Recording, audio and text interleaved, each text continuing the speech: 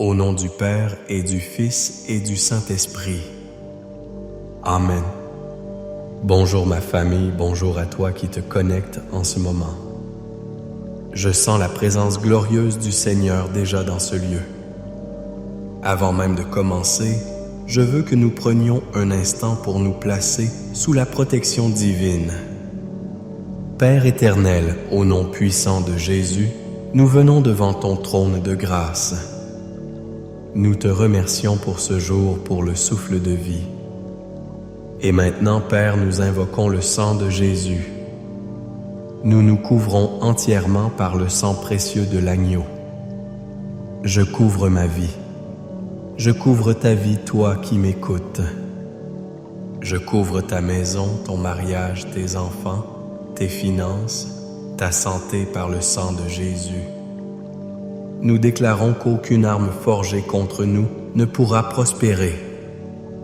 Nous déclarons que le sang de Jésus est une muraille de feu autour de nous, un rempart infranchissable pour l'ennemi.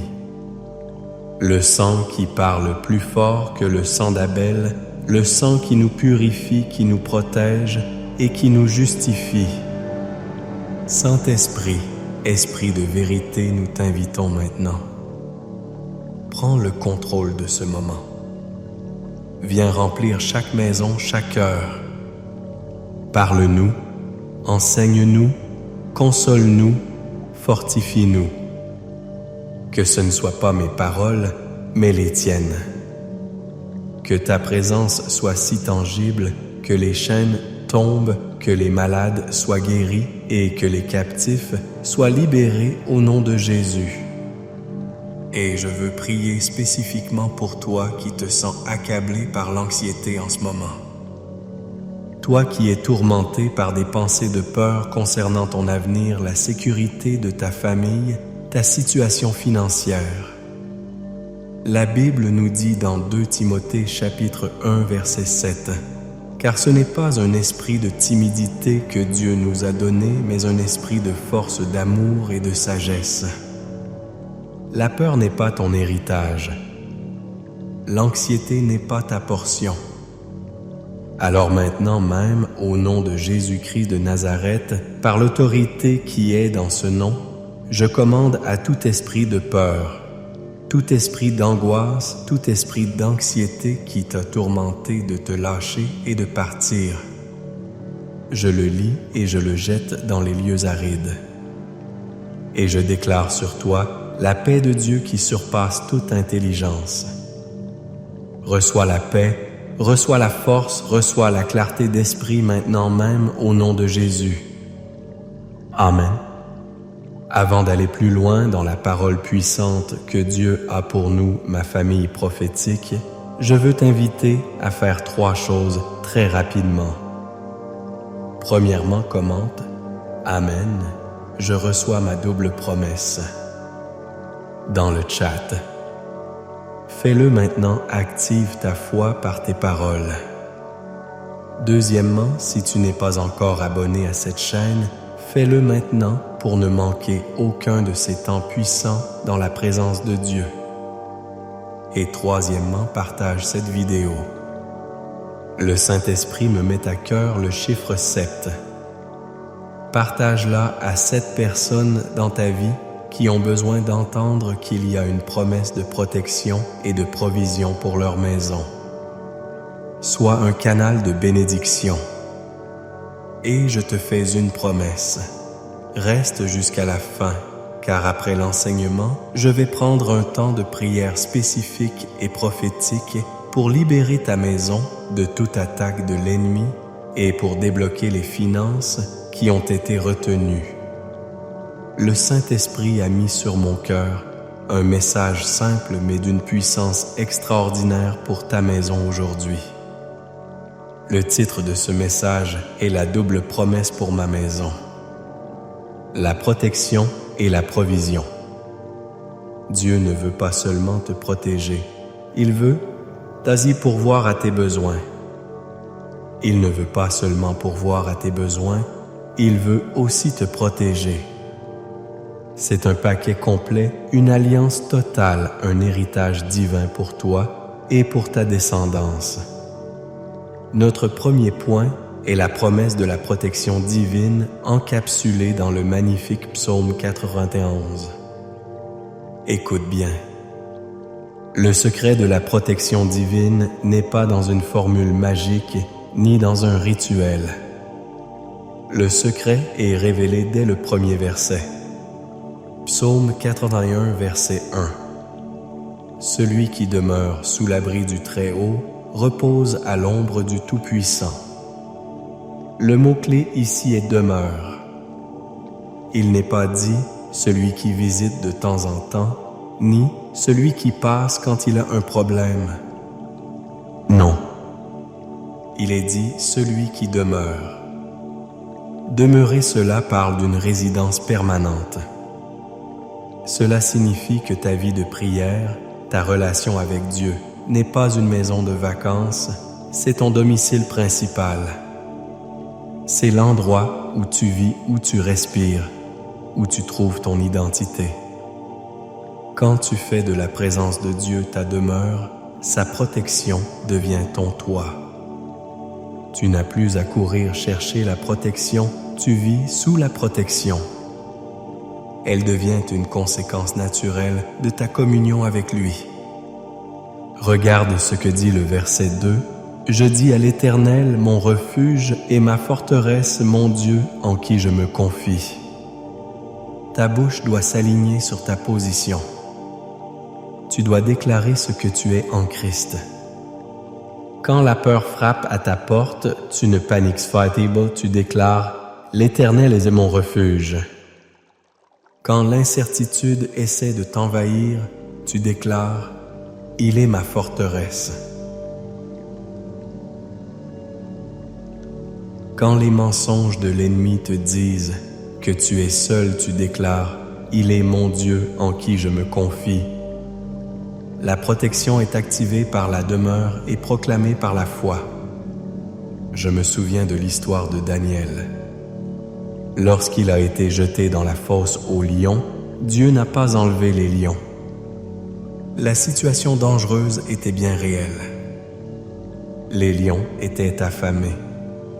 Mais Dieu a envoyé son ange pour fermer la gueule des lions. Dieu n'a pas toujours promis de nous sortir des épreuves, mais il a toujours promis de nous protéger au milieu des épreuves. Peut-être que tu te sens dans une fosse aux lions en ce moment. Le lion de la maladie, le lion du chômage, le lion du conflit familial, le lion de la dette. Je veux te dire aujourd'hui, l'ange du Seigneur est avec toi dans la fosse.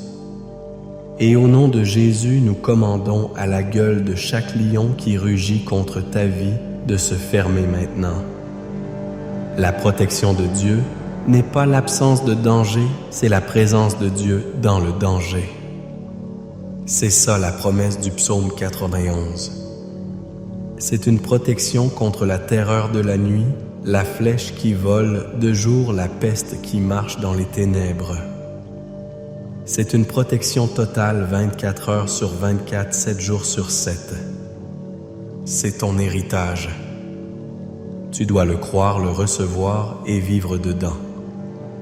Mais la promesse de Dieu ne s'arrête pas là. Une forteresse sans nourriture ne peut pas tenir longtemps. C'est pourquoi la double promesse inclut notre deuxième point, la promesse de la provision divine. Et pour cela, nous nous tournons vers le psaume 23. Le psaume 23 commence par l'une des déclarations les plus puissantes de toute la Bible. « L'Éternel est mon berger, je ne manquerai de rien. » Analyse cette phrase. Tout commence par la relation « L'Éternel est mon berger ». Ce n'est pas juste un berger ou le berger du monde. C'est une déclaration personnelle intime. Il est ton berger. Une brebis connaît la voix de son berger. Elle lui fait confiance. Elle le suit. Si tu veux expérimenter la provision du psaume 23, tu dois accepter le leadership de ton berger. Tu ne peux pas vouloir sa provision tout en suivant ton propre chemin. Tu dois te soumettre à sa conduite. Et la conséquence de cette relation est stupéfiante. Je ne manquerai de rien.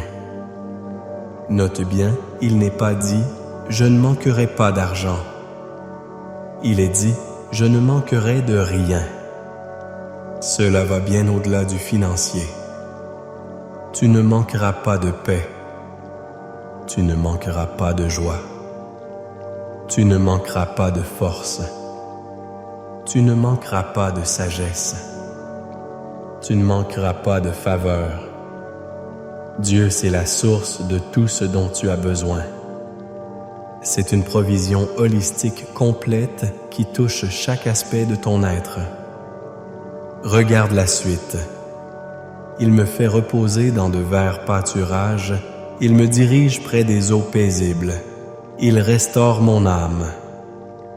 Le bon berger ne te jette pas de la nourriture à distance. Il te conduit personnellement vers les lieux de provision. Les verts pâturages ne sont pas juste de la nourriture, c'est un lieu de repos, de satisfaction. Les eaux paisibles ne sont pas juste pour étancher la soif, c'est un lieu de paix, de rafraîchissement. Et le plus important, il restaure mon âme. La provision de Dieu commence de l'intérieur. Il guérit tes blessures émotionnelles. Il calme tes angoisses. Il renouvelle ton esprit avant même de remplir ton compte en banque. Parce qu'il sait que si ton âme est dans le chaos même, l'abondance matérielle ne pourra pas te satisfaire. Je pense à l'histoire de la veuve de Sarepta dans 1 Roi 17. Il y avait une famine terrible dans le pays. Naturellement, il n'y avait rien. Elle n'avait plus qu'une poignée de farine et un peu d'huile pour faire un dernier repas pour elle et son fils, puis mourir. C'était sa réalité. Mais le prophète Élie arrive et lui demande au nom de l'Éternel de lui faire un gâteau en premier. Quelle demande insensée aux yeux humains! Donnez le peu qu'il te reste. Mais cette femme a obéi. Elle a fait un pas de foi. Et la Bible dit que la cruche d'huile ne s'épuisa point et le pot de farine ne diminua point. La provision de Dieu a été libérée non pas quand elle a vu l'abondance, mais quand elle a osé agir avec foi sur le peu qu'elle avait. Peut-être que tu regardes ton pot de farine, aujourd'hui ton compte en banque, ton frigo, et tu vois le manque. Tu vois la faim. Mais Dieu te dit, fais-moi confiance avec le peu que tu as. Honore-moi avec le premier de tes fruits. Fais un pas de foi. La provision surnaturelle de Dieu est souvent cachée derrière un acte d'obéissance radicale. L'Éternel est ton berger. Il sait exactement où se trouvent tes verts pâturages, même au milieu d'un désert de famine. Fais-lui confiance.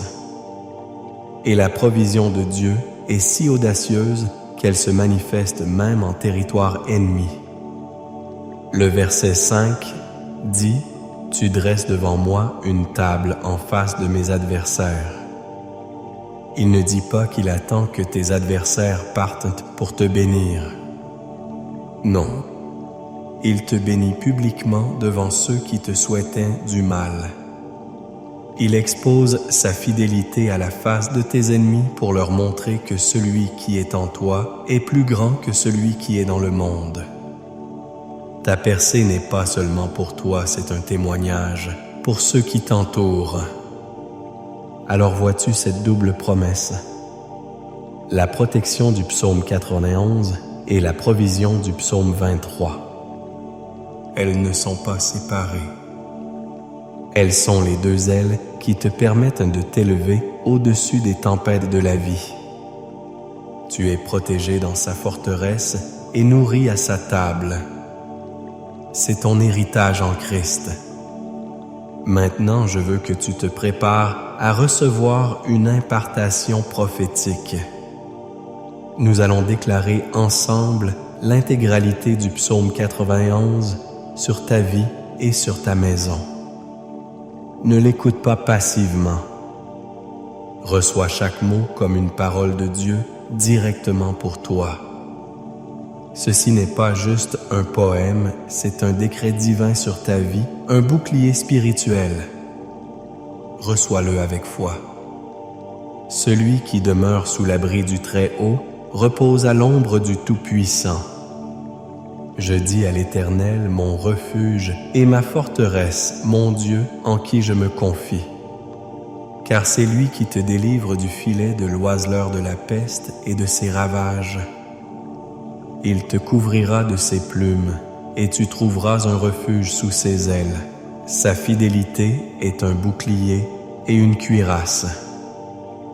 Tu ne craindras ni les terreurs de la nuit, ni la flèche qui vole de jour, ni la peste qui marche dans les ténèbres, ni la contagion qui frappe en plein midi. Que 1000 tombent à ton côté et 10 000 à ta droite, tu ne seras pas atteint. De tes yeux seulement tu regarderas et tu verras la rétribution des méchants. Car tu es mon refuge, ô Éternel, tu fais du Très-Haut ta retraite. Aucun malheur ne t'arrivera, aucun fléau n'approchera de ta tente. Car il ordonnera à ses anges de te garder dans toutes tes voies. Ils te porteront sur les mains de peur que ton pied ne heurte contre une pierre. Tu marcheras sur le lion et sur l'aspice, tu fouleras le lionceau et le dragon. Puisqu'il m'aime, je le délivrerai. Je le protégerai puisqu'il connaît mon nom. Il m'invoquera et je lui répondrai. Je serai avec lui dans la détresse, je le délivrerai et je le glorifierai. Je le rassasierai de longs jours et je lui ferai voir mon salut. Amen. Amen. Amen. Avec l'autorité de cette parole, levons maintenant nos voix dans la prière. Ferme tes yeux, là où tu es, et ouvre ton cœur pour recevoir. Père céleste, au nom puissant de Jésus, nous venons devant toi avec des cœurs remplis de foi. Nous te remercions pour ta parole, qui est la vérité qui est vivante et efficace. Père, nous recevons aujourd'hui cette double promesse. Nous te demandons pardon pour les fois où nous avons douté de ta protection, pour les fois où nous avons eu peur et où nous avons cherché refuge ailleurs qu'en toi. Apprends-nous à demeurer, Seigneur. Fais de ta présence notre habitation permanente. Nous choisissons aujourd'hui de faire de toi notre refuge et notre forteresse. Père, nous te remercions d'être notre bon berger. Pardonne-nous pour les fois où nous avons voulu suivre nos propres chemins, où nous avons ignoré ta voie. Aujourd'hui, nous nous soumettons à ta conduite. Nous déclarons que tu es notre berger et que nous ne manquerons de rien. Restaure nos âmes, Seigneur. Conduis-nous vers les verts pâturages et les eaux paisibles que tu as préparées pour nous. Et maintenant, comme je l'ai promis, nous allons prier spécifiquement. Premièrement, pour la protection de ta maison. Au nom de Jésus, je déclare un dôme de protection divine, une forteresse spirituelle autour de chaque maison connectée à cette prière. Je libère les anges gardiens assignés à ta vie et à ta famille. Je décrète et je déclare que tout plan de l'ennemi contre toi est maintenant annulé. Tout plan d'accident, de maladie soudaine, de cambriolage, de division, de destruction, je l'annule maintenant par le sang de l'agneau. Le psaume 91 est ta portion. Aucun malheur ne t'arrivera, aucun fléau n'approchera de ta tente au nom de Jésus. Deuxièmement, nous prions pour la percée financière. Père, tu as dressé une table pour nous en face de nos adversaires. Au nom de Jésus, Nous parlons maintenant à la montagne du manque, de la dette, du chômage, de la stagnation financière, et nous lui ordonnons de se jeter dans la mer. Nous brisons tout esprit de pauvreté, tout esprit de mammon qui a retenu tes finances. Nous commandons aux portes financières de s'ouvrir, que des emplois soient libérés, que des promotions soient accordées, que des idées créatives et des entreprises naissent. Nous déclarons une onction de percée financière, une libération des ressources du ciel sur ta vie et sur ta maison. Reçois-la maintenant au nom de Jésus. Nous étendons cette prière. Nous prions pour la restauration des familles. Pour les mariages qui sont attaqués, nous libérons la guérison et la réconciliation. Pour les enfants prodigues, nous commandons leur retour à la maison physiquement et spirituellement. Nous prions pour la guérison des corps. Toi qui souffres dans ton corps d'une maladie chronique, d'une douleur, d'un diagnostic effrayant, par les meurtrissures de Jésus, tu as été guéri. Nous commandons à tout esprit d'infirmité, de cancer, de diabète, d'arthrite, de dépression, de quitter les corps maintenant au nom de Jésus. Sois guéri, sois restauré. Nous lions toute force des ténèbres qui a été envoyée contre toi. Toute parole de malédiction, toute sorcellerie, toute incantation est brisée et renvoyée à l'envoyeur au nom de Jésus. Tu es libre. Père, nous te remercions. Nous déclarons que la victoire est notre partage, que la percée est notre réalité.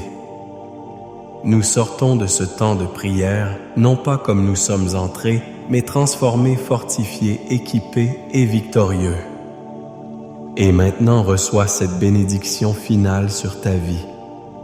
Que la grâce de notre Seigneur Jésus-Christ, l'amour infini de Dieu le Père et la douce communion du Saint-Esprit soient avec toi, avec ta maison, avec ta famille. Qu'il te bénisse et qu'il te garde. Que l'Éternel fasse luire sa face sur toi et qu'il t'accorde sa grâce. Que l'Éternel tourne sa face vers toi et qu'il te donne la paix. Une paix qui protège ton cœur, une paix qui protège ton esprit, une paix qui protège ta maison, non seulement pour aujourd'hui, mais pour tous les jours de ta vie. Au nom de Jésus, nous avons prié. Amen et Amen. Sois béni, famille. Marche dans ta double promesse.